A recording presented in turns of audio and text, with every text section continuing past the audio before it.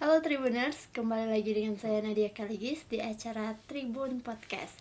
Pada saat ini kita akan berbincang dengan sosok yang sangat menarik yang disebut-sebut sebagai satu-satunya MC atau race komentator perempuan di Sulawesi Utara.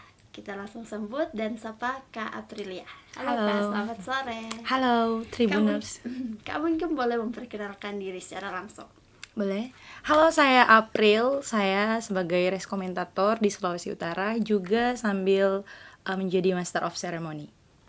Nah, Tribuners, itu dia Kak April, dan pada sore hari ini kita akan berbincang mengenai dunia race komentator seperti apa. Dan untuk mungkin pertanyaan pemula, Kak April itu bisa menjelaskan apa itu race komentator sebenarnya? Oke, race komentator itu jadi kayak MC, tapi MC itu kan lebih ke acara atau acara formal atau informal. Tapi kalau race komentator itu lebih ke MC tapi dia di lintasan atau balap gitu. Kalau di Manado kan paling teman-teman Tribuners juga tahu tentang balap itu seperti apa dan race komentator itu seperti apa. Yang biasa teman-teman Tribuners lihat race komentator itu seperti apa di lintasan, menikmati teriknya panas ya, itulah race komentator. Nah, ngomong-ngomong Kak Aprilia sudah berapa lama menjadi race komentator? Saya memulai race komentator itu di tahun 2021. 2021. Ya, jadi lumayan udah 3 tahun. Sudah sekitar 3 tahun ya Kak? Iya.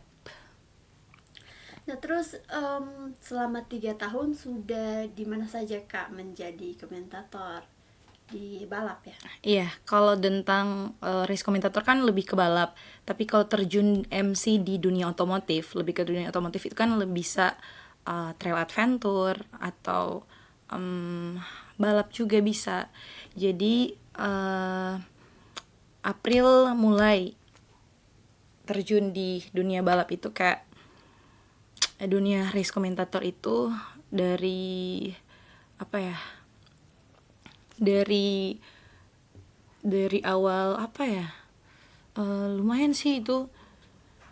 Mungkin acara pertama atau biasanya itu Soalnya kan udah lumayan belum lama banget lumayan ya untuk race komentator itu mulai dari acara-acara yang kalau di Sulut kan udah dimulai dengan acara yang balap pertama. Balap. Iya, saya mulai dari balap motor.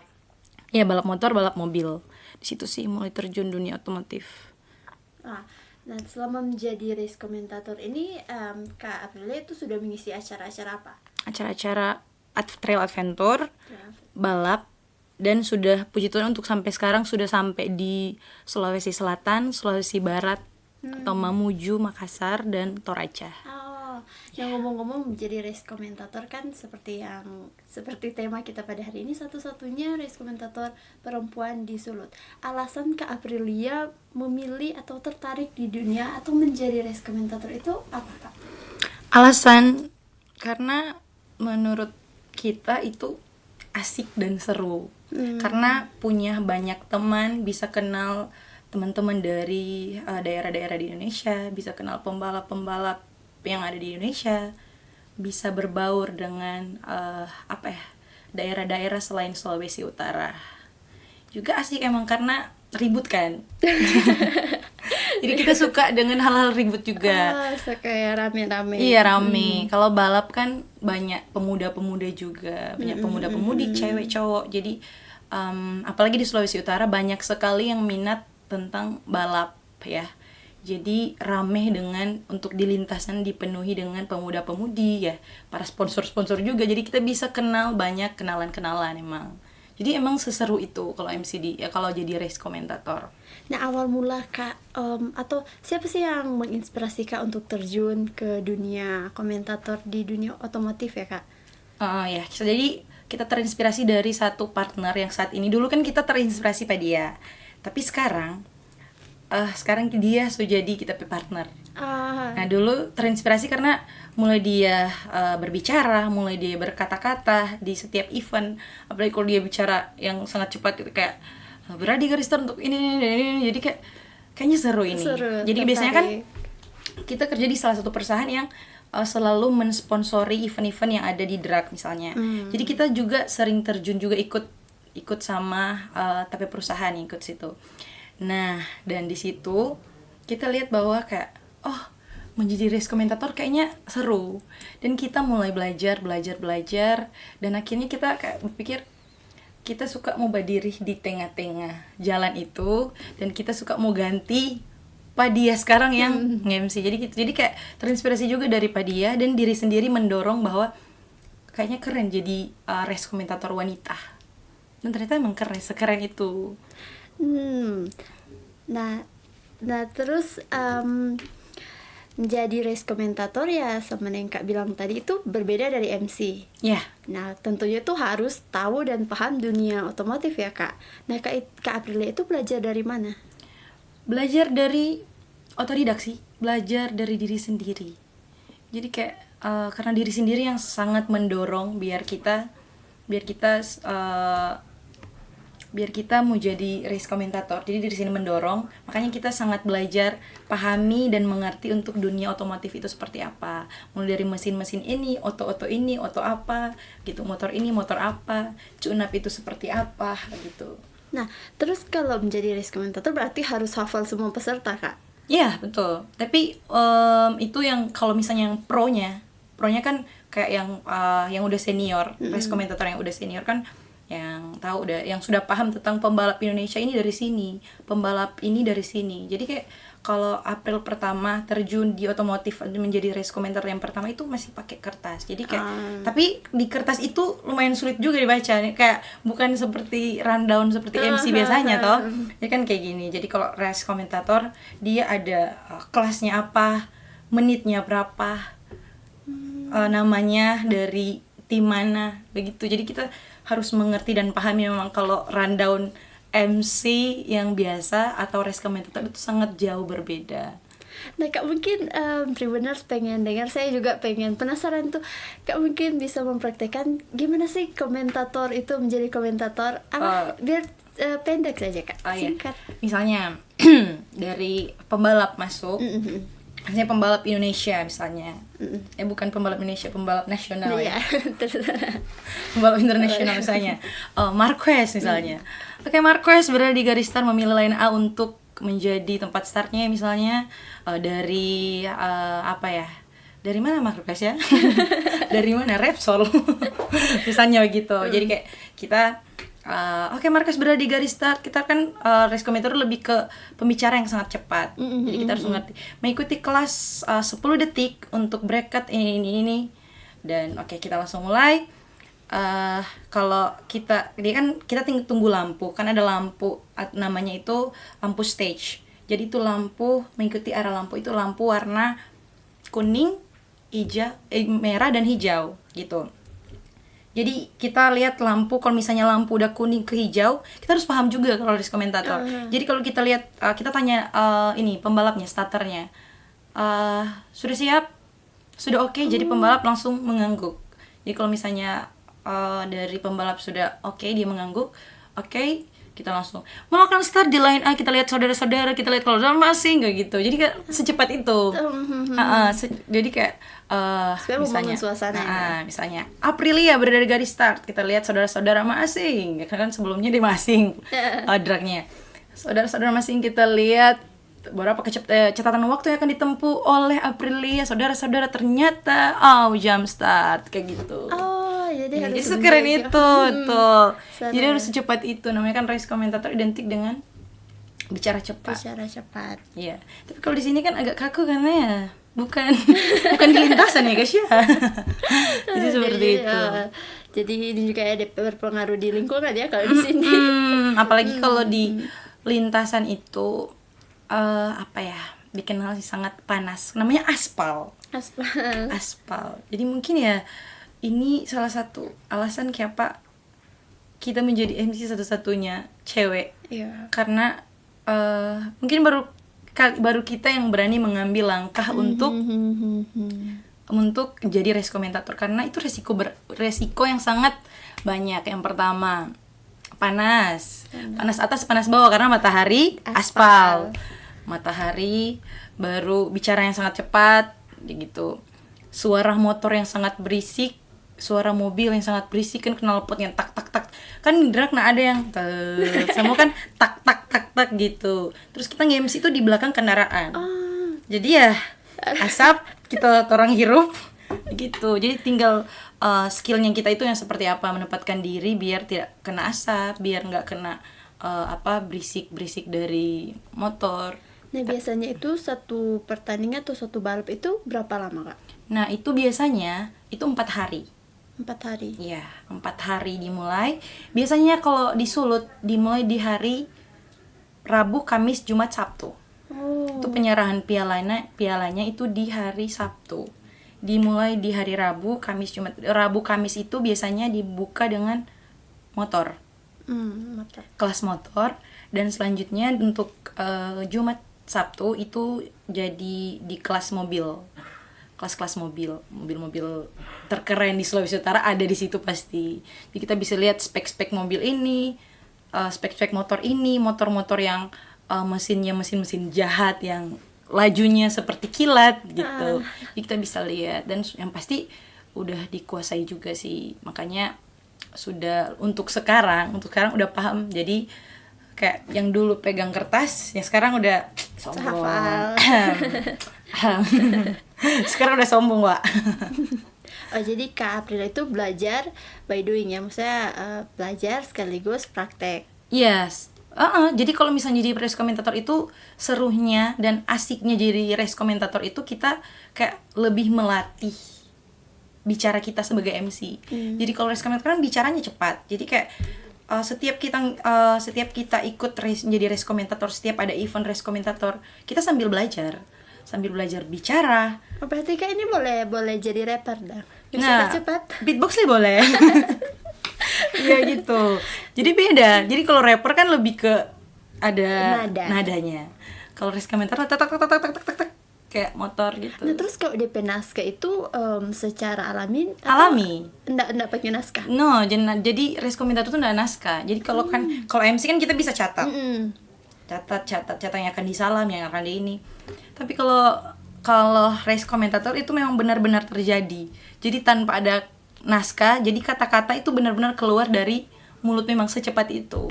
Nah kan kalau jadi race komentator itu setiap pembalap itu Kak perkenalkan. Iya.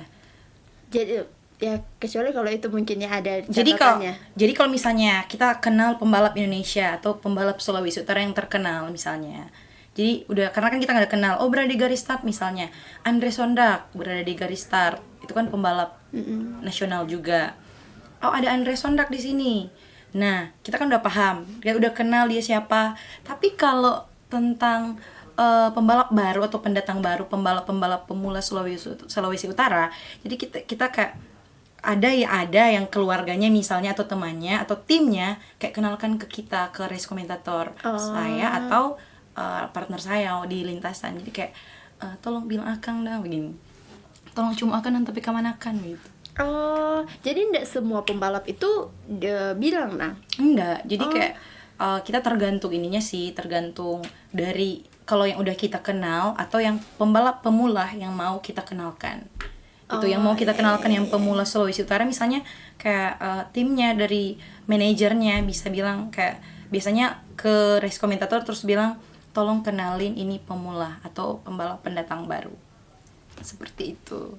Nah, Kak Aprilia selain sebagai MC dan juga race komentator, kegiatan hari-hari atau pekerjaan Kak Aprilia itu apa? Kita kerja sebagai karyawan di salah satu perusahaan. Nah, terus kalau Kak Aprilia punya pekerjaan lain selain MC, kan seperti yang Kak bilang tadi, menjadi race komentator itu yang kadang di hari kerja, itu bagaimana Kak cara membagi waktunya? Nah, biasanya ada yang kita kerja, makanya kita bilang tadi kita bangga dengan kita satu perusahaan itu yang nyandak mengharuskan kita tetap di kantor. Tapi dorang kalau misalnya dorang kan selalu mengikuti atau ikut sponsor di kegiatan balap tersebut misalnya. Jadi mereka kayak nggak apa-apa April di situ ikut, jadi kayak saya ikut jadi kayak mensponsori misalnya perusahaan, produk-produk dari perusahaan. Jadi lumayan, jadi kayak apa sih pepatah mengatakan kalau menyelam sambil minum gitu. Iya, menyelam sambil minum air. Menyelam sambil minum air. Jadi kayak benar-benar kalau misalnya memang nggak bisa, memang misalnya mereka yang nggak menjadi sponsor di salah satu event itu, ya mau nggak mau harus cuti.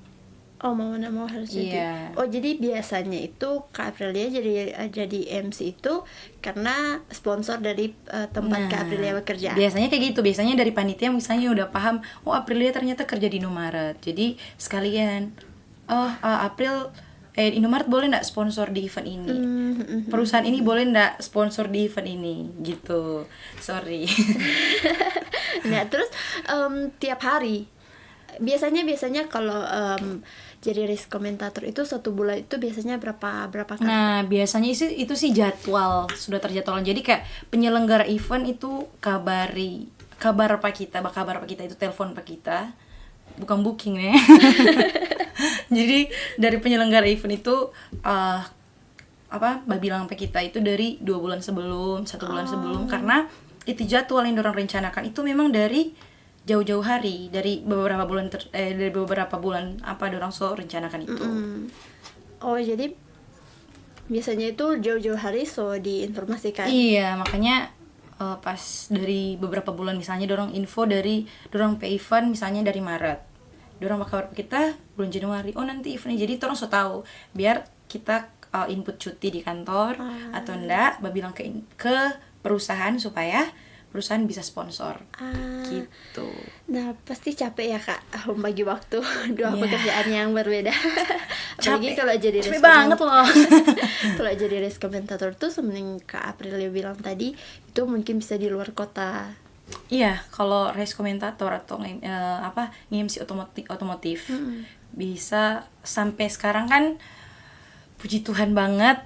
Dulu cuma di Sulawesi Utara. Tapi di satu daerah pun udah bersyukur karena bangganya karena ternyata sudah bisa nge-MC di sini, ternyata sudah bisa menjadi race komentator meskipun nggak mudah pertama. Nah sekarang bersyukur karena udah di jauh-jauh, tapi cara membagikan waktu itu sangat sulit dan sangat capek juga. Namanya manusia dengan waktu itu sangat capek betul, serius capek. Nah, terus kalau dari Kak Aprilia, bagaimana tuh Kak Aprilia mengatasi rasa capek ini? Mengatasi rasa capeknya itu lelah. Dulu sampai mau nangis, sampai kayak kalau nyetir sendiri di kendaraan kayak maksudnya sampai negatif, sampai overthinking. Kalau pernah nggak sih kalau misalnya capek sampai orang ekspresikan capek itu karena nggak bisa cerita ke siapa-siapa, sampai karena cuma diri sendiri yang berjuang, memang sendiri, pure sendiri, jadi kayak sempat nangis, sempat ini. Jadi kan manusia mengekspresikan capeknya itu berbeda-beda. Kalau kita nangis habis nangis balik ulang. Iya, karena tapi habis nangis lega. Jadi terus tak keluar sampai capek itu. Cuman lama kelamaan terus terbiasa. Karena lebih lama lebih bersyukur. Karena ada di titik ini sudah bisa mundur, terus cuma bisa maju. Betul sekali. Jadi rasa capek, rasa lelah itu pasti ada. Ya, cuman dari Kak April, semua orang itu merasakan capek dan lelah. Tapi kalau dari Kak April itu cara mengekspresikan lelah itu dengan menangis. Iya, menangis. Serius, kan beda-beda. Jadi kita hanya menangis, serius. Bukan healing, bukan karena kita nggak bisa healing. Itu yang bikin kita sakit hati, karena kita nggak bisa healing, kita nggak bisa ini, karena abis pulang istirahat kita di rumah kadang jarang, maksudnya jarang di rumah, jarang waktu sama keluarga, kerja terus. Memang orang biasa sih pakai hikmat, cuman selagi masih dimampukan sama Tuhan, ya gas, gitu toh. Betul. Itu orang mesti jadi wanita yang kuat loh, serius. Nah, mungkin Kak Aprilia sudah sampai di titik ini, sudah bangga sama diri sendiri. Betul. Mungkin Kak bisa menceritakan awal mula Kak bisa memulai karir apapun itu di dalam kerja atau menjadi MC, menjadi race komentator, itu bagaimana Kak? Nah, awal mula, ada tisu? Mohon maaf. Jadi awal mula kita berkarir. Jadi kita itu lulus itu 2017. Lulus SMA? Iya, lulus SMA. Setelah kita lulus, kita masuk di salah satu universitas yang ada di Manado. Kita masuk di baru semester 1. Kita kayak pikir bahwa kayaknya kita mau ada penghasilan sendiri, kita mau beli barang dengan uang sendiri. Jadi kayak baru, dan biasanya kuliah jam 8 sampai jam 4 setiap hari begitu. Jadi capek, maksudnya capeknya berasa juga kan. Jadi kayak jadi beban orang tua pikir-pikir besok mau makan apa, harus hemat begitu. Jadi kan kita pikir kayaknya kita mesti keluar dari zona ini, harus mandiri mandiri. Kak Jadi April. kita coba telepon keluarga, kita coba tanya mama kalau Ma, kita boleh ndak mau kerja. Cuman mama bilang nggak bisa, mana harus kuliah, harus jadi wanita berpendidikan gitu. Emang pendidikan untuk wanita penting. Jadi kita paham tentang apa tapi mau maksud. Kita tanya papa, kita kan ini dua orang tua, jadi tanya mama tanya papa juga. Nah tapi papa mengiyakan itu. Papa bilang it's okay, apa yang menjadi ngenapi keputusan itu jadi ngenapi tanggung jawab. Nah jadi kayak kita diberanikan oleh kata-kata dari kita papa. Nah karena papa so oke, jadi 50% lah. Nah coba kita bilang oh berarti kita mau kerja. Kita coba sedikit mohon maaf kita coba kita coba melawang sedikit mama. Jadi kita coba kuliah, kita coba berhenti, kita cuti dulu dari kuliah, kita kerja itu baru mau melamar. Puji Tuhan kita punya papa yang sangat luar biasa. Memang papa-papa di dunia ini memang sangat luar biasa, tapi kita juga punya papa yang sangat luar biasa yang selalu support kita apa yang tapi ikutan. Karena dia bilang sebelum kita mengambil langkah itu, sebelum mengambil langkah buat kerja, papa bilang apa yang menjadi April keputusan itu adalah April bertanggung jawab. Jangan bilang ke orang tua, jangan salahkan orang tua kalau April yang gagal, karena yang memang benar, karena kita yang ambil langkah itu. Jadi papa, puji Tuhan kita punya papa yang dia support sangat support. Dia bilang it's okay kalau melamar kerja nanti papa antar. Dulu kan memang belum ada kendaraan roda 4, belum ada mobil, maksudnya belum bisa mencapai ini kendaraan yang berupa mobil. Nah kita diantar pulang pergi. Bayangkan Modo Inding Manado kan mendaftar untuk kerja, masuk kerja, bawa lamaran ke tempat kerja itu jauh dari Modo Inding ke Manado. Jadi papa antar pak kita dari Modo Inding ke Manado. Bayangkan bolak-balik itu hari itu. Kita susah yang juga jadi tanya papa. Jadi kayak untung kan kita punya tanya papa asik, jadi kayak friendly begitu. Jadi pak boleh mana, karena bapak so capek sini kita bawa aja. Jadi kita bawa DP, kita bawa motor, bawa ganti begitu, jadi asik itu kalau di jalan.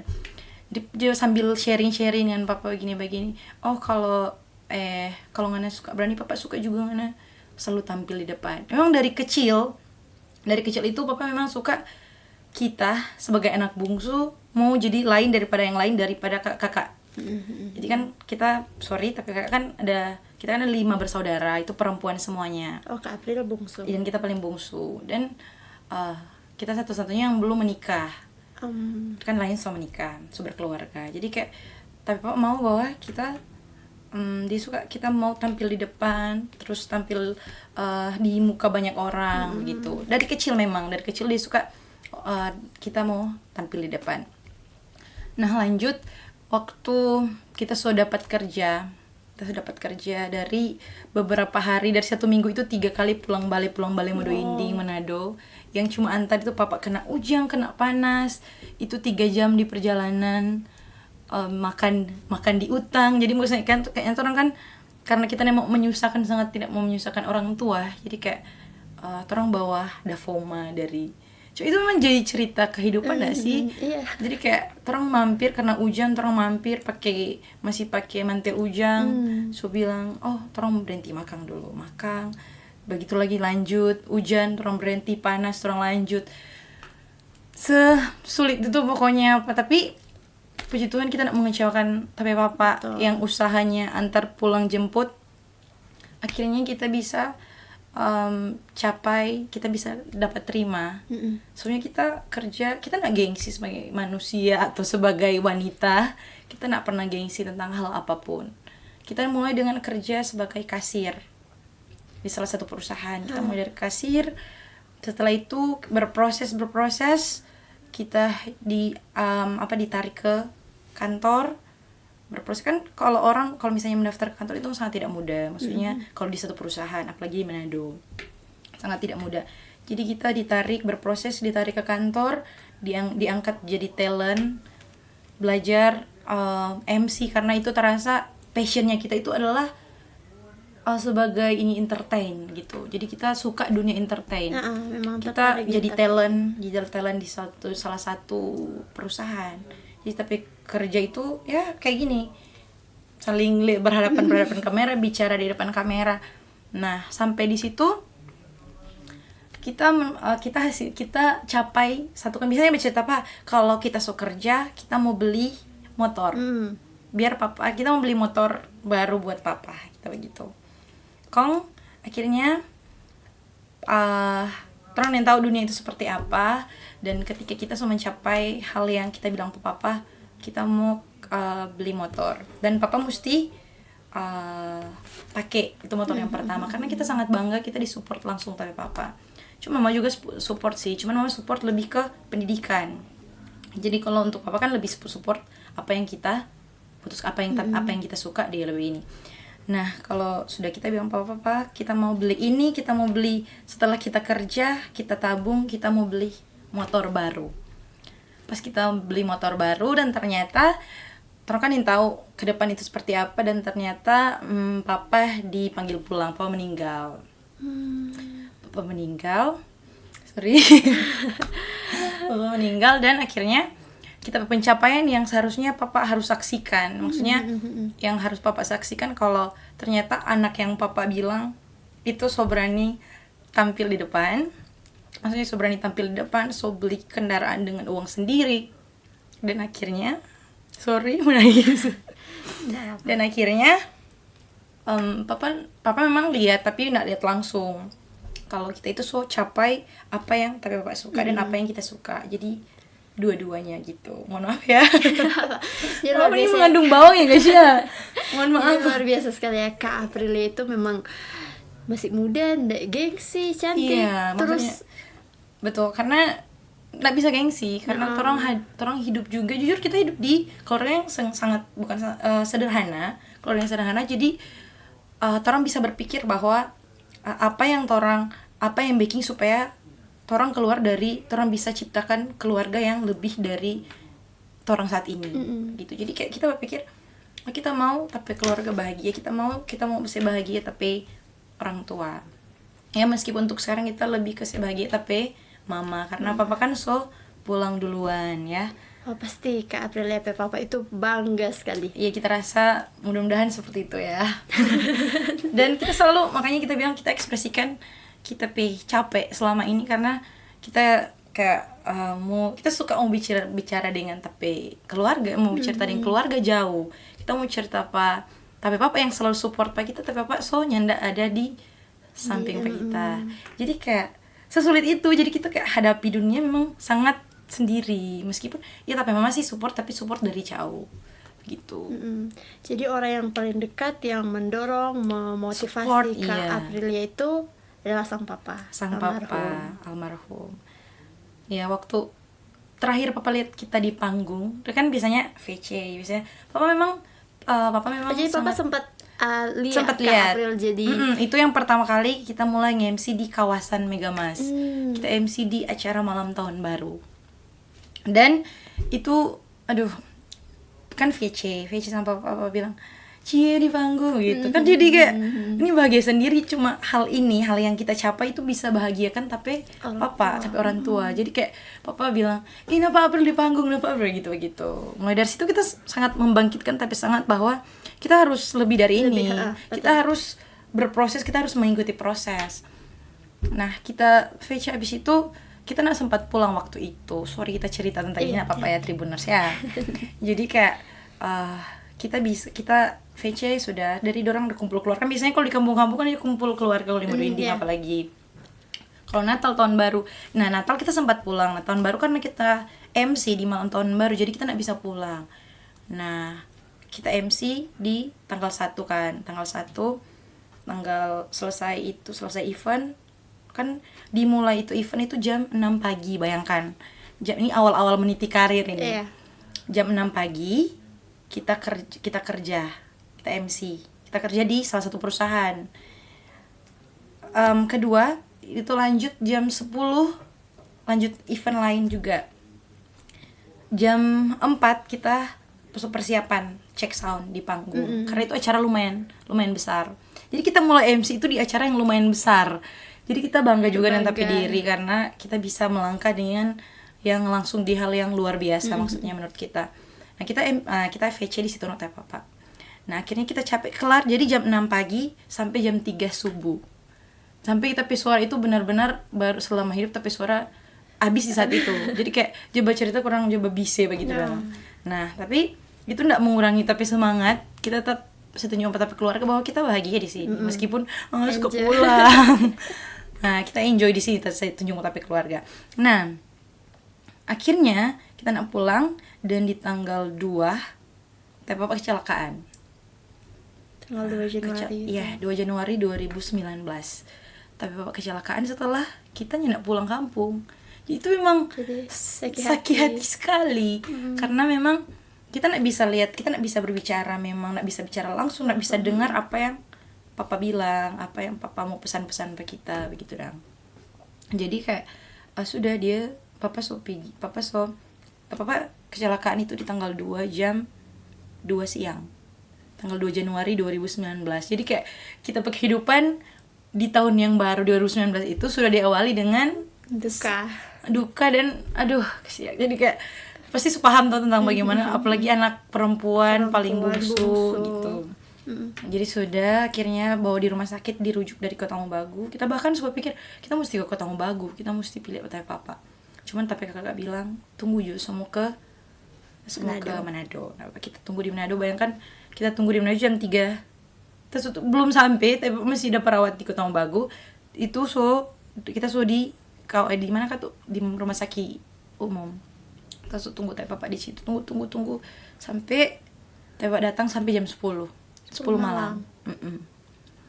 Papa bertahan 3 hari tapi nggak sadar sama sekali. Koma. Jadi memang sudah sempat berkomunikasi.